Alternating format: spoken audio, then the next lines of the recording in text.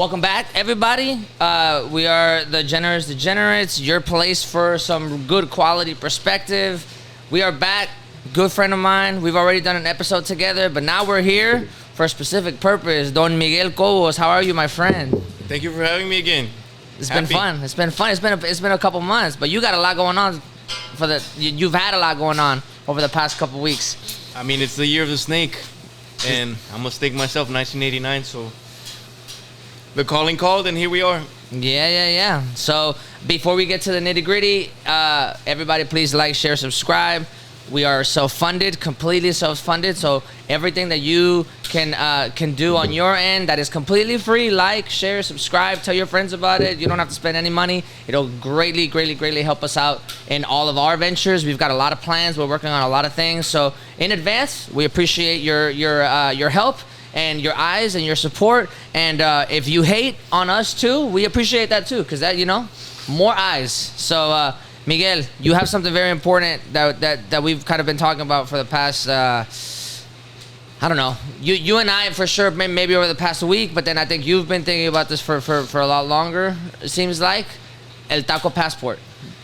Yeah, so this is a conversation that's always been happening in the restaurant industry, and now with the current times and discussions on the political landscape, it popped on us, and I decided to just go online, make a quick video, pitch my idea to the general public, and it worked. What was just one simple message became a whole board member, new foundation to aid the restaurant industry really with the current workforce and the legalities that imply from within. I've been pitching it to a lot of friends from all walks of life and different political viewpoints, and we found a solution that fits in for the right-wingers and the left-wingers and the restaurant industry that will hold us accountable as restaurant owners and work within the means that exist to attain the rite of passage to the proper workforce. Is the fact I got a lot of questions. I mean, I have answers to a lot of these questions, but I have a lot of origin questions. Was it the fact? Is the political landscape what kind of drove you to it? Like Trump winning, and then like the fear that kind of culminated in our communities, yes. And the kind of it seemed like a different pop-up. I made a video about this recently, and it seems like a different kind of fear. Like the fear's always in a way been there. Deportations have always happened. Obama did it. Biden did it. Clinton did it. But for some reason this time it feels a little bit different, right? Can you speak to that a little bit? Is that kind of what helped you pull the trigger on, like, okay, let's try to do something finally? No one disagrees that the immigration system is broken. Mm-hmm. You talk to a Republican, they'll say there's no security. There's the black market entry points, fail points through the border. We need that security. You talk to a leftist, and they'll say they take taxes from immigrants and they sustain the industry, but the government just takes that money, doesn't give any services back. Yeah. And then they'll say, like, well, what services do they really want? We don't get the Social Security we pay for. Right, but it's also 15% divided by the employee and the employer that the government takes, and nothing happens. And yet, a large chunk of the restaurant industry in the nation is sustained by immigrants. There's a book by a researcher out of New Mexico University, the University of New Mexico, in Albuquerque, called Front of the House, Back of the House, full of research statistics of the restaurant industry. And the back of the house is predominantly always immigrant and always exploited by the government system. Really, like, people say, like, well, the employer should be taking care of them. It's like small businesses can barely even afford to get to rent. If you know the actual profits of small businesses, look at a Subway, ask ChatGPT. They'll tell you a successful small business like a Subway or a McDonald's, if efficient, makes 10 to 15%. It gets about yearly revenue about 500, 600K, 50K of profit. You can't even pay like for yourself to stay alive from that. Like, you just make, that's what's called small business. There's enough to stay in your livelihood and afloat, but not enough to sustain health insurance, legal proceedings, working visas. That doesn't exist. And that is the conversation that we need to have, because all of us in the United States are looking for the better part of our nation. We're looking for our nation to be better.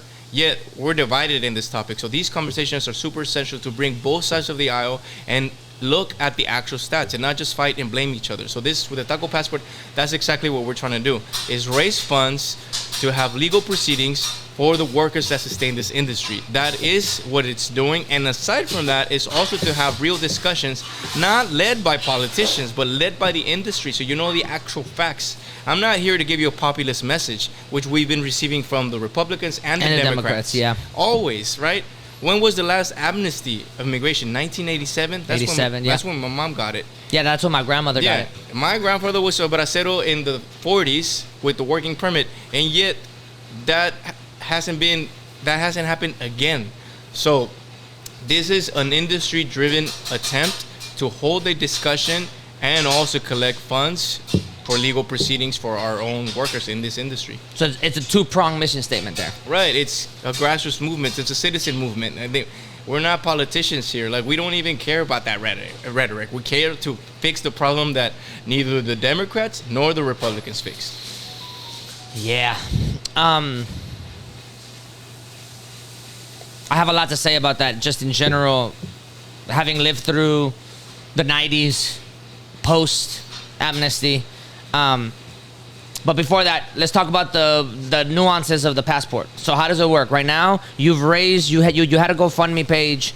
You've met your goal, I believe, and you've gotten to the point where now you're actually making an actual physical passport. You're asking restaurants to be part of this movement. Talk to me about what that process looks like. How can people expect to see this in action and fruition? So, let me get my taco. Gracias, Carlos. Some marketing plug. Yeah. South Texas Which, by the way, I just had a couple tacos also. They're delicious. They're so good. Handmade tortillas, chorizo from San Manuel. Let's go, man. Puro 956, chorizo breakfast taco, proudly Texan product of our culture. So the passport works this way. You're gonna purchase it. That's the way to be altruistic, philanthropy on your own end. You can contribute to the cost by buying it. And what that gets you, it gets you a digital wallet passport like such. And in this wallet is the digital passport, which will also be a tangible. That passport will have a lot of taquerias and possibly restaurants that are signed up on it. That will belong to this passport. Now, you as a customer show up to said taqueria that's participating in this passport, and say you pay $10 for your product, your tacos, or whatever you're buying. Well, percentage of those $10 will be reallocated to a legal fund that is controlled by a foundation. That the sole attempt is to collect funds with full transparency and reallocate them to a legal proceeding if one is viable. A lot of the times it is not, but at least there's a consultation, because what a lot of people's misconception is that immigrants are just workers. And man, if you think that way, you haven't been talking to immigrants. Immigrants, a lot of them are business owners. A lot of them have assets. They've been here for decades. They have land, they have cars, they have businesses with their own employees. They pay their own payroll. I'm sure you've seen that immigrant that doesn't speak English, but they have a big old F-250, or a King Ranch truck and a big house and a car. That is the reality of it. You guys buy tacos. You think immigrants don't have successful businesses? You guys have their construction workers, the contractors. Large of them, the vast majority of them are their own business owners. We are not just a working class. The immigrant class is also a business class. And with this passport, it's a way for grab those own means, that own sales, those own revenues, and reallocate them to a legal fund to help get that proper work status that's needed in many industries. And we're working from within our own, the food industry. The goal is to help out the restaurant industry primarily. Correct. That's where the taco passport comes from, right? Like you buy tacos, you're helping out the restaurant industry, help out its own people. Right? Correct. It's holding us accountable. It's holding us with our own use case, our own business case. Can we do it? And can others do it? Because that's the argument that the current government says, right? It's like, why didn't people file? There's many implications. There's many nuances that people haven't looked into it. And that's what we're doing. Is like, okay, let's have the funds. It's not just about the money. A lot of the times it's other resources and other liabilities that they have that they don't know how to even act upon. It's not that they're just lazy. Like, many of these people have 80-hour jobs and they just get behind on it. So this is a way of us proving the concept is, can a business really help its own workforce get that? And if we remove the money aside, then we should be able to, at least some of them, get in here. A lot of them have kids already, and that creates legal pathways into it too. A lot of them married but never even filed. A lot of them, women have gotten, unfortunately, through domestic violence. That qualifies them into it. There's many legal ways to go into it, and if there isn't, this is a way for them to at least protect their assets if the case were to be that they need to go back to wherever they need to go back to the origin country. Mm-hmm. So whenever you were speaking to the fact that it speaks both to the left side of the political spectrum and the right side, what you're speaking to is the fact that it's not like you're creating a fund that's helping everybody or helping asylum seekers at the border, or helping you know what I mean? You're helping specifically us, people that are already working, people that are already contributing to the economy, people that are already like have a 9-to-5 job where they're showing up to work. They're valuable members of that community. The real Americans, right? Like, all immigrants came here with the thirst to work, with a thirst for opportunity. That is how the nation got built. Right. Everyone that's listening to this, aside from Native Americans, their parents, their grandparents, their ancestors, all of them come from that story, all of us. And it's always the best. If you go to Mexico, you're not going to get the best workers in Mexico. There's good workers, but in the U.S., the Mexican workers are by far the best. As a business owner, man, I'll tell you that. Mexicans, Guatemalans, really hardworking people. That's just a stereotype, but it's a general stereotype. You ask anyone, go to the Home Depot place, ask them. They always just employ Guatemalans, Mexicans, people from Honduras, and in other demographics, there's a lot of hard workers, but there's these stereotypes of like the ones that come for opportunity. And Mexico being next door, they have easier access to come here, and it's always the best workers that come. And that's been the history of this nation. So that's how we're at. That's why we're at where we're at, because everyone that came here came for opportunity, thirst, and is usually the best at what they do. That is I think that for me, that thing the more important, the thing that really I gravitate to is that I've always struggled with like, how can I help my community? How can I help my community, right? And I think the thing that I really, really, really love about the Taco Passport is that for me, it kills a lot of birds with one stone. For me, like, I will go into a business that I already enjoy, that I already love, that I already feel a kinship to, a connection to, that I already enjoy the workers, the establishment, and I get to know, I like this product, I like this service already, and then on top of that, I know that they're working on their end to make sure that their community, the industry, the taco industry, the restaurant industry, is propping itself up with a little bit of a backbone to really be able to have like a bigger foundation, a more sturdy foundation, rather, and that to me I really like, because a lot of times I'll go out there and I'm like, man, I don't know where to donate. I don't know where to put my money at. I don't know what it's going to. Like, there's a lot of middlemen after the dollar leaves my hand, that I get apprehensive, or I just like hope for the best. And I think that this feels more direct to like a very specific thing. So I really enjoy that aspect of it. How many taquerias are signed up right now? Right now we have 50, but this is still just a brewing up concept. We haven't erected the nonprofit or the foundation that's going to be composed of this. We have recruited the founding directors, the board of the directors on it. And in it includes an ex-director of a nonprofit for immigrants that has a whole source of what's called movement lawyers for immigration, these philosophical lawyers that care for the process. There's also a business lawyer on the board. There's a university academic out of sociology on the board. There's a new media director on the board, and then there's a tech CEO that's helping us digitize the passport on the board. So once we have that enacted, we'll get the funds from GoFundMe. GoFundMe still has it. The campaign is still live. You can still contribute to it.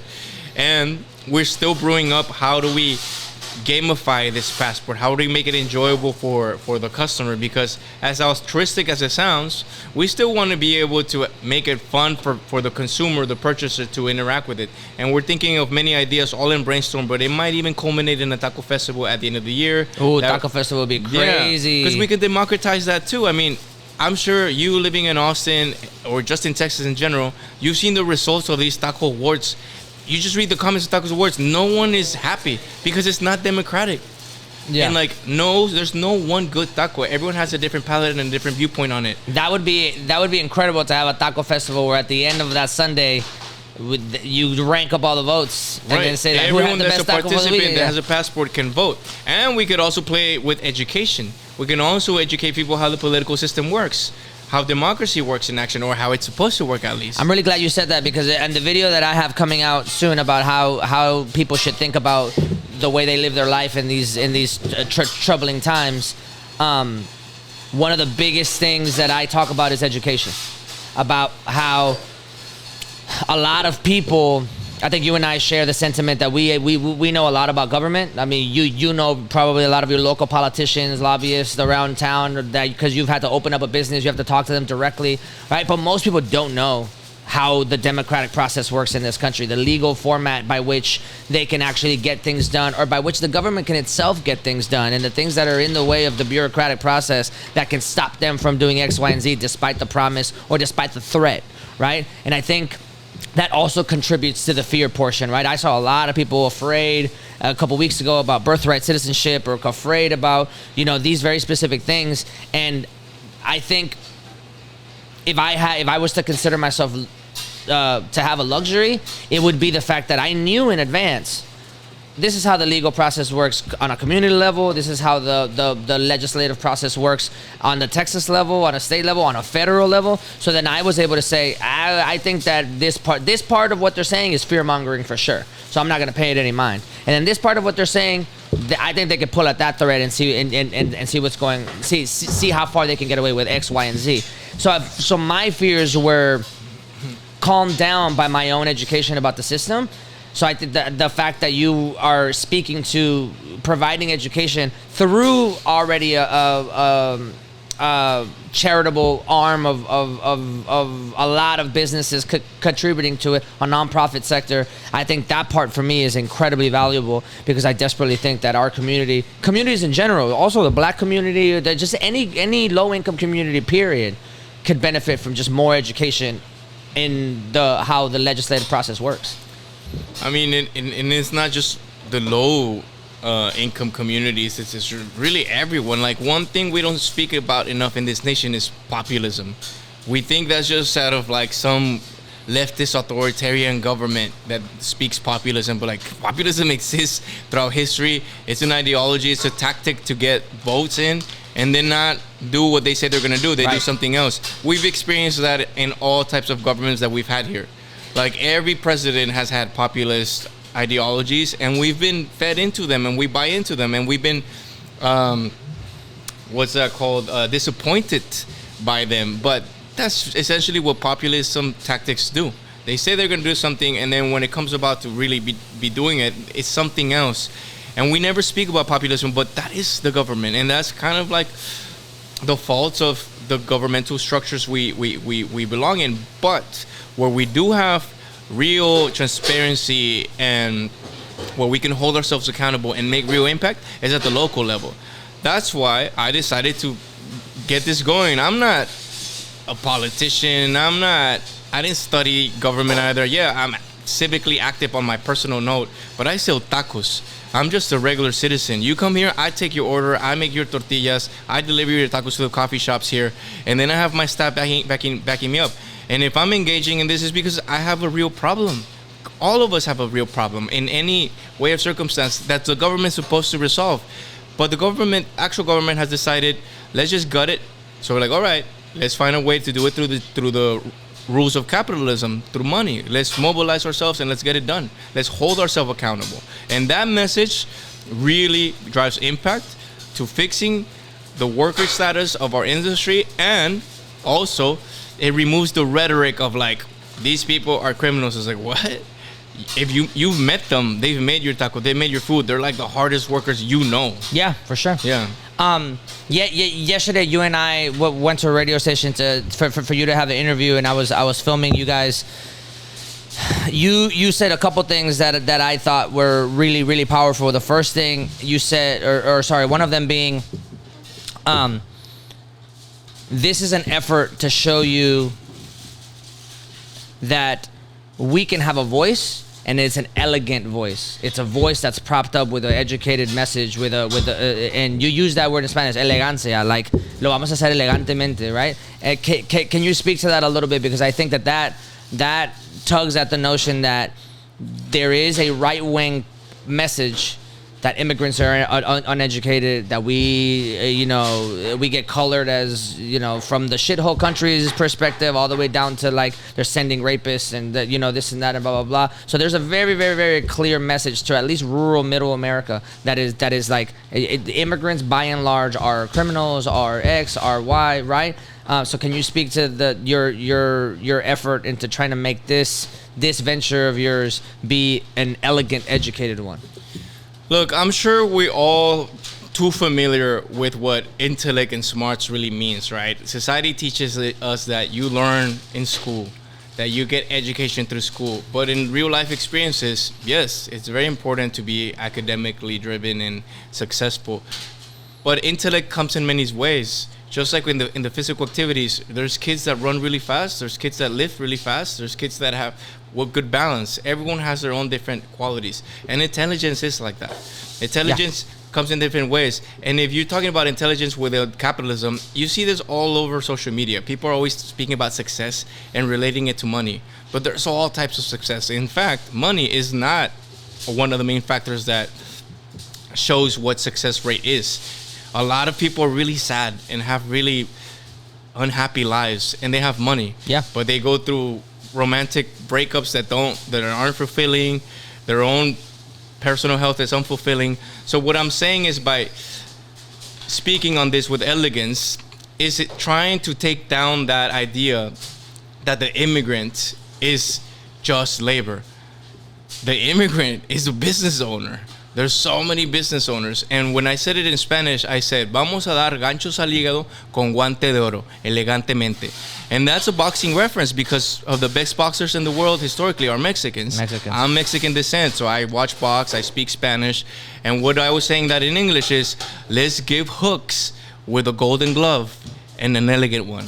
That's what I'm saying, is we're going to combat this. We're going to do it through educational means, and we're going to try to propagate that same ideology throughout our community through educated elegance, not just anger like the left wokes do, right? Most people identify me as that. Do I personally identify as a leftist woke? No. I have friends that are Republicans, that are libertarians. Do I tend to vote left on a personal note? Yes. I'm an immigrant kid. Like I third culture kid. I grew up working class. I slept on the floor. I lived in a trailer home growing up. My mom needed these resources. The taxes that were given had to come back to us. We needed resources. Yeah. And we were paying taxes. So yeah, I tend to identify with that ideology. But what I'm saying here is, let's do all this movement, remove government aside, and let's do it as eloquent and elegant as possible with the educational means we possess, within our own resources, hold ourselves accountable, and forget about all the ideologies that politicians give, that rhetoric of like labeling us as whatever they want. Like, what? We label them as however they want, but why are we fighting each other? We're the same people. We're United States Americans and immigrants trying to be Americans. We're all just trying to push forward within the chains of capitalism. All of us are working 40, 60 hours a week. Some of us are working 80 hours a week. And all we really want is to achieve happiness, right? The pursuit of happiness, isn't that one of the main ideologies of this nation? Yeah. So what are we doing fighting each other? If you don't think that your dollar has a voice, one of your points yesterday was, you saw what happened with Coca-Cola, right? If you don't think that as a community, as a Hispanic Latino community as a whole, that we're not a powerhouse of a voice on an economic level, that's your case exhibit A right there, right? Speak to that a little bit. Like, what happened there for people that don't know? I'll add another layer there of understanding for like the general public. People still think Mexico is a third country, a poor country, a third right? world country. Yeah. I mean, go to any neighborhood here and look at all the people that are drug addicted, right? Go to downtown. Aren't we one too? Like, it's really sad. I have friends from Mexico that come over here and they're scared. I used to travel for my tech job a lot to Mexico, and I kid you not, I felt safer these days in Mexico than I did here. And Mexico has cartels, and I've been stopped by cartels. And it's just another corporation. They do illicit things, and they do horrible things, and they shoot each other, and people die. That happens as well. But on a personal note, when you get stopped by one and you participate in their illicit activities by giving them that cut that they ask you if you drive through there, it's like more humane than watching someone without their pants on the street, pooping, screaming, likely with mental health issues, and society not doing anything about it. What do? We say, don't look at him, don't look at him, don't look at him. We look away. We turn away. Isn't that something of the third world? And I'll add, Mexico, I'll ask you right now, what do you think is the rates in the GDP in the world? Like, what's the production rate that they do? Where do they fall among all the 200 plus nations on earth? I would say top 10 for sure. Okay, you have a good viewpoint. Most people will think it's probably like top 50, top 100. Yeah. It used to be the 14th richest economy. Now it is the 12th. Texas is like the 5th, 6th if it were a country on itself. Yeah. Texas, that's one state. You cannot compare Midwestern state to any other part of the world. Yeah. They don't generate the GDP. They're like an impoverished state. Correct. There's a lot of poverty in this nation. We are not what the rhetoric tells us, that we are the number one nation on earth. Yeah, and Texas wouldn't have that part of that recognition if we weren't there. Exactly. I mean, that's just a fact. Whether you like it or not, however you want to slice it, if we aren't there, you can't get that GDP.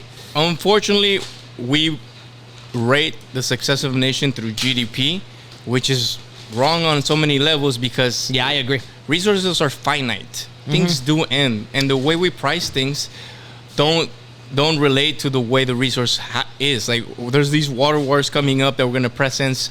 There's scarcity in Monterrey already happened with water. In Texas, things freeze up. We're running out of water as well. Like, there's also, in my opinion, there's also some things in the GDP that they don't account for that I think are very valuable, right? A very good example is motherhood.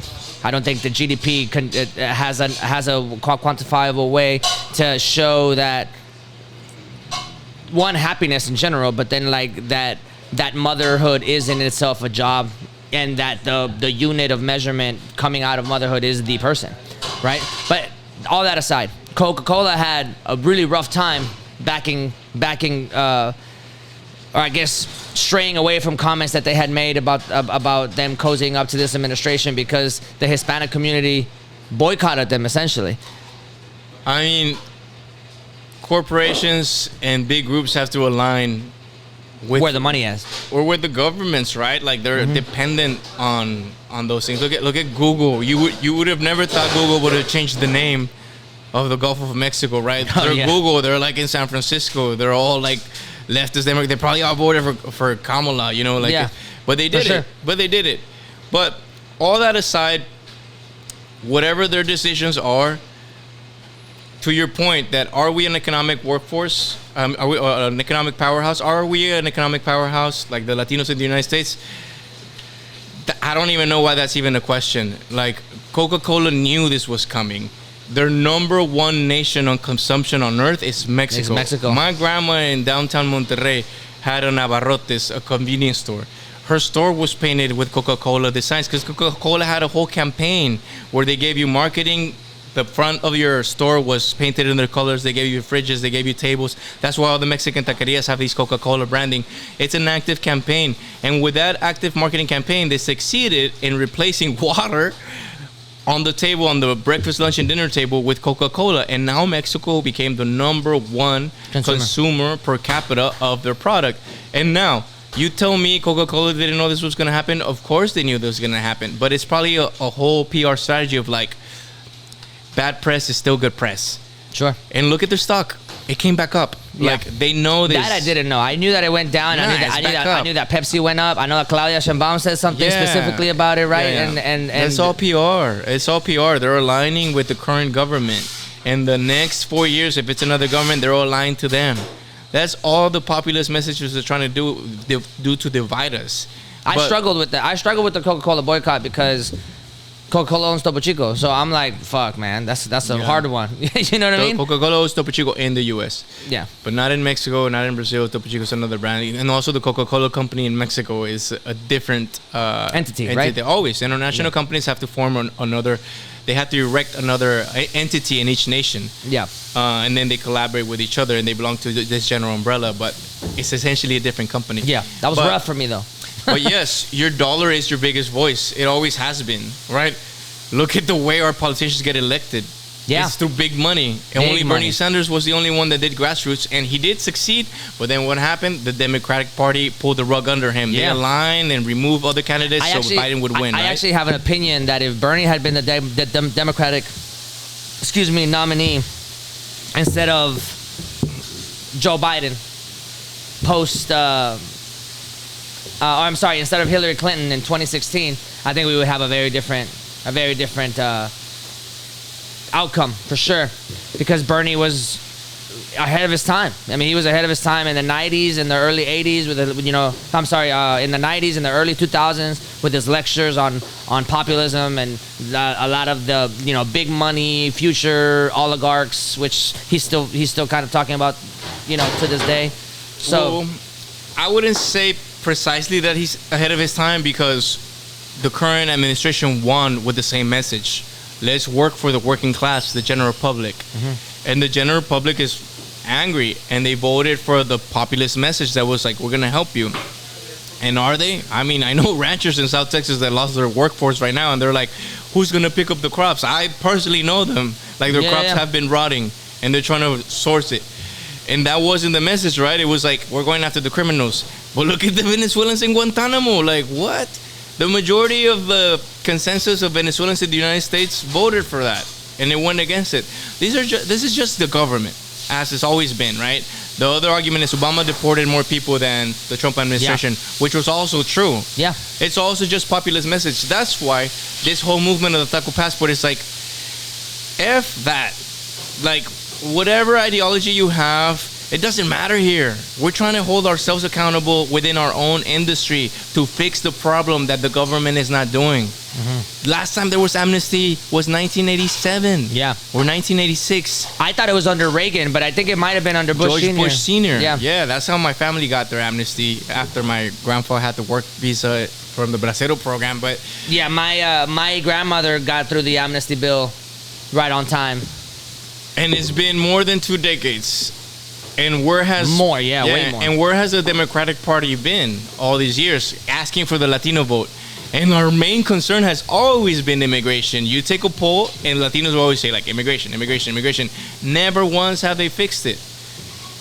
So, all political ideology aside, this is a movement through work within the rules of capitalism and reallocate the funds to work within the rules of our legal system that already exists and in place, to find ways.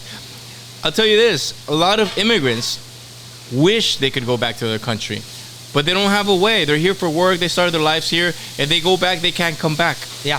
That wasn't the case before. My grandpa would come and go all the time through the Bracero program. His cousins still do that. My tío Juanon is 102 years old. He still has his working visa. The point was never to stay. The point was never to stay. The point was to come work. Yeah. It paid better. There was job here. Like anyone, you move to a city. Like, that's why we live in cities, because that's where the jobs are at. But eventually, you want to be where you're happy, right? You always go back to where you're happy. So many songs. I wish more people spoke Spanish so you can really understand through our music, through the norteño, tejano, banda. So many songs that always just speak about the beauty of our land. I'm sure you've gone to Mexico and you're like, wow, this place is beautiful. Because it is. That's why it is the top tourist destination on earth. Yeah. We all wish we were there. And same thing with the rest of Latin America. Man, Venezuela is incredibly beautiful. Colombia, gorgeous. Brazil, gorgeous. And people have a higher, happier index there. It's just that at that time, they were going through economical crisis because of the repercussions of post-colonialism, which is partly because of the CIA in the United States. That's what drove them to come here in the first place. Remove resources, remove opportunities. Well, like anyone, you look after your family, right? I always make this funny reference. If there was an apocalypse, of zombie apocalypse, picture that, right? As far-fetched as it sounds. If I had a family and I had a gun, man, I become a gun enthusiast right away. And I'm not pro-guns myself. I'm pro-gun education. Yeah.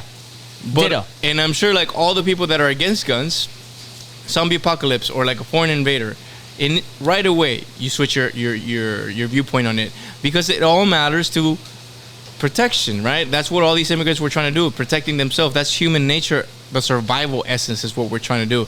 So, long story short, all this rambling to say, we're an economic powerhouse. Our votes come through our money. Yes. What's your goal? You want to make this national? You want to make the Taco Passport national? Who do you want to be part of this movement? With all sincerity, I was just angry. And I made a video and I said, I'm going to see if this works. And I'm going to work for myself, hold myself accountable, help my own people, my own closest friends that I know, DACA recipients, undocumented mothers of kids that have been here for more than 2 decades. I know families that have been here that are 40 years old, women that came here when they were 8 years old, and they still haven't been able to get their legal proceedings right for whatever reason. So my goal is to fix that. Me, my people, and then everyone that's joined me can do the same with this movement. But the idea here is to reach the current rhetoric, which are labeling as criminals, right? Yeah. I don't care about the left point of view, the resistance, because that's already happening. There's already movements, there's already marches. That is already mobilizing. Everyone can do something within their own means. And I'm a taquero, so I'm going to do it within my own means. And yes, do I belong to that leftist community? Yeah, clearly, just by hearing me speak, you hear my ideologies. But what I'm trying to reach this is why this show is in English right now. I'm trying to reach you out there in Liberty, Texas, you out there in LaGrange, Texas, you out there in the Panhandle. Like it's you, fellow Texan, that I'm trying to reach. It's like, if you want me to be held accountable, to help my own community through my own business, to get sure that they have working visas, well, yes, I'm going to do it. And I'm going to remove all financial implications to the side, and I'm going to see if the customers want to help me fund that, because that's the only way to do it as a small business owner, as I mentioned earlier, right? 10-15% is profitable in a small business if you're efficient, like a McDonald's or a Subway, and that only gets you $50K. So I'm holding myself accountable to reach that Republican voice that won the current government through democracy, and they're trying to label the rhetoric of like, let's kick them out, it's not working. I was like, guys, listen to this. It's me. It's us. We're holding ourselves accountable. This passport is a way for other taquerias, other restaurants to join and do the same. And against that, you cannot argue against immigration. It's like, and if they do, you just don't like at that point, is that we're having a different conversation. If you argue with that messaging, with the legal means of trying to do this the right way, then you have a different problem. You know what I mean? You actually win them over. I've been talking to a lot of friends that are Republicans, because I don't cancel people out. I'm against cancel culture. I've been canceled in the past. We all make mistakes. I don't do that. I try to bring them in and try to understand so we can all continuously become better humans. We all come from past trauma, past experiences that make us not the best humans, but we all trying to become the best humans. And that's how I see people in my community that voted Trump. Like South Texas, right? A bunch of Latino males voted for Trump. And people were like, why? Traitors. I'm like, listen to them. Why did they vote for Trump? If they're Latinos and stuff, listen to them. Try to understand. And I'm sure you will realize that at the bottom of their heart, they are actual good people. They just have other viewpoints. So to them, I am speaking to, because I know I already have the left wanting to help. They've been reaching out. The whole board of directors is like people that come from that viewpoint. The whole customers, everyone that's reaching out about the Taco Passport. In a week, we surpassed the goal twice. I know those people are behind us, but what I'm trying to reach here is that opposite viewpoint that is buying into a false rhetoric. And they want us to do things the legal way. This is the way we do the legal way. Yeah. This is exactly what you're asking for. This is what I'm providing. Yeah, I would say that whenever I have conversations with my friends that are, Republicans, more conservative, more libertarian, I often find that they just have the wrong information. And then that informs their viewpoint. And then I also find that there's really hung up on hot topics that really don't sway in real life, all that much. How can a taqueria join? So we just created an Instagram account called the Taco Passport. Once we get the funds from GoFundMe, we'll do an outreach campaign to recruit all these restaurants, taquerias, and other restaurants have reached out too. But just follow the Taco Passport on Instagram. Also, the tacopassport.com is also a website that we already secured the domain and we're building out. It should be launching soon. Those are the main resources. But also, I'm the owner of Vaquero Taquero. My name is Miguel Cobos. On Instagram, Don Underground. What's it called? Underscore. Don. A shout out to Underground Voices, which is a hip hop community in town that I was trying to mistakenly say here, but Don_Miguel Cobos. Don_Miguel Cobos, or Vaquero Taquero on Instagram, or the Taco Passport on Instagram are ways that you can get in touch. And it's all brewing ideas. And if you hear me speak now, don't see me as someone that has it all figured out. This is a community driven effort. We're actively posting on Instagram and encouraging people to discuss in the comments so we can get to a better solution to the problem that we all have. Right. If you're part of my audience and you see this conversation and you want to know where to go, you can also go to our page, Degenerates. You'll be able to get from there to either Miguel or Vaquero Taquero or the Taco Passport. We'll make sure that that's available there too. So, again, this is an elegant movement to discuss with proper means and cordial discussions online and in person for a better solution. That's what we're trying to do. We're not trying to cancel out people. We're not trying to fight people. We're trying to find a solution. And that's why we call this a movement and an elegant movement, right? Because we're not here just to like, it's your fault. It's your fault. It's like, no. You're going to cancel. F out of here. This is not about dividing us more. We're already very, very divided as it is. It's about having the proper discussions on the local level, on the grassroots level. That's exactly what Bernie Sanders is doing. Where is he right now? In rural America. Yeah, he's campaigning. And apparently he's drawing crowds. Exactly. He's drawing a lot of crowds right now. He's not even with his own people. Yeah, he's not even in Vermont. He was in and now Nebraska. Where's Kamala Harris at? In San Francisco? Where's the Democratic Party at? Yeah. That's what we're doing here. The same thing. We're grassroots mobilizing because at the end of the day, it's my friend Alan Arredon who went to Iraq, who went to Afghanistan, who I grew up with, who's my brother from another mother, that voted Trump, that has gotten me to this viewpoint. I voted Kamala. I bit my tongue. But it's those friendships that come from a different viewpoint that is driving this together. It's trying to unite us back together because ideologies differ, but our own ethics and morality do not. And we cannot cancel each other out just because someone is currently thinking one way. We need to engage and understand why it's that way. And if you talk to the Republicans, it always boils down to security, which all humans in nature always want security. So it also makes sense. It's just that we have populist rhetoric online from the governments being pushed through. So we just have to be able to work within our own means. And in this taco industry, that is what we're doing through this Taco Passport. Yeah, I think online with the rhetoric specifically, the thing that really irks me is that a lot of people fall into this message. And sometimes, I mean, I see it mostly on the Republican conservative side, but it has happened on the left side also. But I see people falling into this populist message. And then I also then see that political party start to give government subsidies to these big tech companies. They start the rich, really rich people start to get even richer. So then that populist message really falls apart very, very, very quickly. You know what I mean? One thing, everyone knows history repeats itself. Read up on the French history. What happened there? All empires fall. Do we really want our empire to fall as United States Americans? That's who we are. We're Americans here. We are the global empire. And there's other economies coming up. Do we really want to fall? Yeah, China's coming. Guys, fellow Texans, all empires fall. That is just a historical fact. The last time that a monarch got their head chopped off was because of the American Revolution. We inspired the French proletariat, the French working class, which essentially is the vast majority who voted for Trump. The vast majority of immigrants were working class. People rise up. Working classes rise up to these things. So I'm not even worried about what's going to happen to the future of the nation because it's always the general masses, the general public that will always win. We can organized. Go watch the movie Ants from Disney. It reduces it to like a very simple understanding level of the way, in a societal way, how it works philosophically. Like when we've been exploited, we unite and we overtake whatever we want. That's happened throughout history millions of times. If I can see Los Angeles getting on board with this. I can see San Diego getting on board with this. I can see obviously all these Texas, El Paso, San Antonio.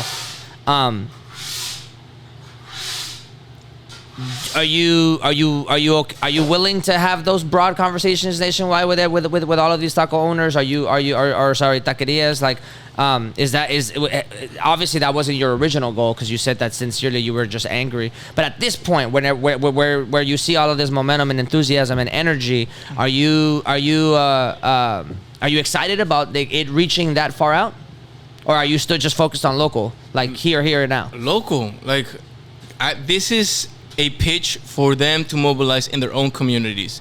I'm not gonna mobilize other communities and go over there and help them. Like, I need to be able to help myself first. Yeah. I need to help hold myself accountable first. Through this movement, you can join. That's why it's called a movement. I'm just the first voice. Picture it as a dance floor. I'm just the first one on the dance floor, but I'm waiting for the rest of the party to join, to come dance. Like, I'm just el que abre punta, the one that opens up the floor. That's it. But this is a call to action to every other community out there to join with this tool that we're creating. You can do that yourself. I don't have any political ambition. I don't have any ego ambition. Like, if it's another speaker tomorrow with the same movement, the better. Yeah. The better. I don't want to be the voice of this. I just happen to be, because this was my idea and I'm the one voicing it now. But I have so many people joining behind me, and I hope many voices come about. All with the means and the intention to help our own industry have a proper working status through the legal ways that exist. Yeah. And if not, we'll have legal consultations for if ever an immigrant has to go back home, that they have their assets secured. They have cars, they have land, they have businesses. They need to secure them in case they have to go back. Yeah. Yeah, for sure. What's the timeline? Did you have an idea of when people are actually going to have an actual, either the physical passport in their hand or on their phone? Like, do you have a ETA right now? I don't know exactly when this episode will be coming out, but I assume that by the time that it does come out, because I'm going to be trying to get this done really quickly, I assume that when it does come out, we're probably still going to be in the process of getting things going over here for the passport side. But do you have an ETA? Well, March, April. I hope we can get it by March, April. Right now, GoFundMe is reaching out to other media. They love the idea. So many people are joining behind it. And it's become a tool that can help out a lot of people. So we're going to see where that takes us. But follow us on Instagram. We're constantly posting where, like, the idea currently lands, the vision currently lands. And what I spoke about today is the current vision. But maybe in a week from now, it's different. And maybe the intent will remain the same, to help the restaurant industry have legal access. That's really what it is. It's a simple message. Can the restaurant industry's workers have legal access, consultations, and probably legal proceedings to remain here if they have a viable way? Yes, that's the core mission. But at the same time, we're trying to maybe gamify it, maybe get other brands on board that have been reaching out. How can we help? A lot of brands. Maybe Coca-Cola even sees this and they're like, you know what? Yeah, we need that PR back of getting the Latino voice back. Maybe they become one of the main sponsors and they help us book Grupo Frontera from South Texas for this taco festival that might happen at the end of the year. But the idea is just a tool to help all restaurants get that going. We got a customer. Yeah. No, I can see if other brands get in the way, if other brands start to help, then I can see how it can turn, it can diversify a lot more of what the message can be, which I'm really hopeful for, because I think it's a great message. Yeah, engage in the comments. I've seen comments out there that have been critical, and it has led to a better idea, a better solution. So we want that. We want people to question, and we're not the government. Like, scrutinize this tool, make it work better for all of us. Yeah. Well, man, I'm excited for you. I'm excited for everything that has to offer. If you're in the Austin area, come to Vaquero Taquero. These breakfast tacos are incredible. Actually, to be honest, it's probably the best that I've had in Austin in the year and 2 months that I've been here. So yeah, make this your regular spot, guys. Like, egg prices are crazy, so we need to make sure that we egg prices are crazy right now. I just secured some eggs from a local lady farmer from the immigrant community. Actually, I just posted on Facebook, I need eggs, and she has 70 chickens. So much entrepreneurial spirit in the immigrant community because they came for opportunity. So we got that covered. We're keeping our prices low. We make our tortillas by hand with a lot of love. South Texas culture. That's where we make the breakfast taco. That's where it originates from. Yeah, that's gonna be our next venture. You're gonna have to take me back to South Texas. We could have like a little documentary style thing happening over there. Yeah. So where I can document a whole bunch of stuff over there. I'm from Edinburgh, Texas. Edinburgh North High School. Shout out Puro Cougar, Puro 956. Same time where Bobby Pulido's from. Same time where Grupo Fronteras from. And that's our pride and joy. Where your watermelons, where your grapefruits from HEB are from as well. Edinburgh is where the Mariachi Festival is, right? Also, like the documentary on Netflix. School, yeah. That's my high school, Puro Cougar. Cougar proud. That's who we are. And we're a small town. The university's there, so it helps us really get engaged with the rest of the world and get good education, get resources. But we're only about 80 to 100,000 people. Just 4 or 5 high schools. When I was there, it's 3, but right outside of McAllen. But we're very proud people, bilingual, bicultural, and we were our own republic back in the day, the Republic of the Rio Grande, and with our own flag, with our own coin, that the Texas books don't teach about that. But the more you learn about us, the more you realize that this is who we are. You're speaking to Miguel Cobos, a Valley kid, a border town kid, and this is our essence. If you have our food, you have our culture, you listen to our music, that is what the Texas is. That is what the Tejano culture is, and we're just voicing it here. Yeah. Well, man, I'm excited. This is going to be a great movement. I hope that people click in and people really support, because I think that out of all the things that I see online, I think that this is one of the most community engagement movements that I've seen, where you can participate on a daily basis, on a weekly basis, and feel like you're really contributing to something a little bit more meaningful, because you're helping out people that you actually know. You're helping out people that are in your community that you get to see on a potentially weekly basis. So I think that to me is very powerful. So man, we're gonna keep working together to make sure that this keeps going and keeps growing. But yeah, man, I'm excited. Thank you for coming. Thank you for letting us into your establishment. Everything in here looks fantastic. Food is delicious. I can't wait to keep going, man. Yeah, and thank you all for listening to this. And I really hope that if you're listening from Waco, Texas, Amarillo, Lubbock, all these towns that don't really engage in big urban centers that have a lot of immigrants, that you listen to this so you can understand this viewpoint, because we're actively trying to listen to yours. We're not trying to cancel you out. We're trying to bring you in so you can really understand what solutions probably exist and help us get to those solutions. So the message on this podcast today wasn't necessarily to the urban leftists. This is to the rural Texan that we're trying to message. Yeah. And that's arguably the hardest member of the electorate to reach, really, with this, because they've never met immigrants sometimes. Yeah. You think about Kansas, North Dakota, they've seen them in the fields, but they haven't talked to them. Right. Yeah. So it's for me, that's always a question in the back of my mind. Is like, I'm not even sure people from rural Mississippi have ever seen a person, a Venezuelan, a Dominican. Yeah. It's an open invitation to join the dialogue and just better yourself as a human. Yeah, man. And better ourselves as humans as well. For sure. Mutual. For sure. Sir, always a pleasure. Thank you for having me. You guys out there, please, like always, please like, share, subscribe. Do what you can to make sure that everything that's happening in your community gets better. If you know any businesses in your own community that would really go for this, contact us, contact Miguel, to tell him to join the Taco Passport. And then just in general, remember, we are so completely self-funded. We have a lot of projects that we want to get to. We have a lot of stories that we want to share. So the more that you can like, share, and subscribe to our channel, the more you can follow Miguel, the more you can follow just all us in general, the easier it will be to create better dialogue in the future, better projects in the future, better quality material in the future, be able to reach out to different communities, be able to go places that we can't currently go to right now to get a perspective. That would mean a lot to us. Thank you in advance. Until next time, see you guys later.